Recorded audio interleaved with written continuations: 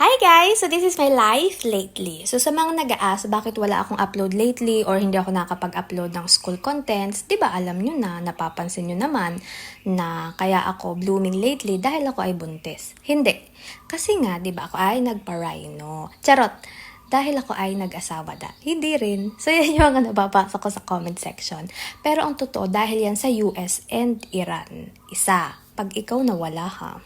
Dahil maaga lang talaga nag-vacation ngayon dito sa Thailand. So first week pa lang ng March. Pero kami mga teacher ay pumapasok pa rin for reporting.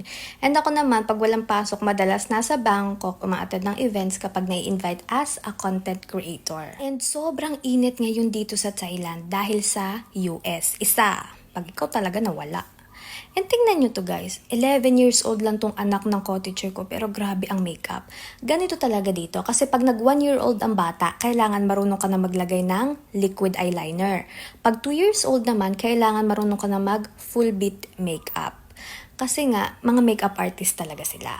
Nagpa-check up na rin pala ako ng mata, tapos sabi ng doktor, ang cause ay lagi ko nakikita yung mali ng iba at hindi yung mali ko. In my defense, hindi naman kasi ako nagkakamali. Sabi niya, iwasan ko daw yung coffee. Sabi ko, siya na lang yung iiwasan ko. Kasi nagpunta ako dito para magpa-check up, hindi para pakialaman niya. 'Di ba?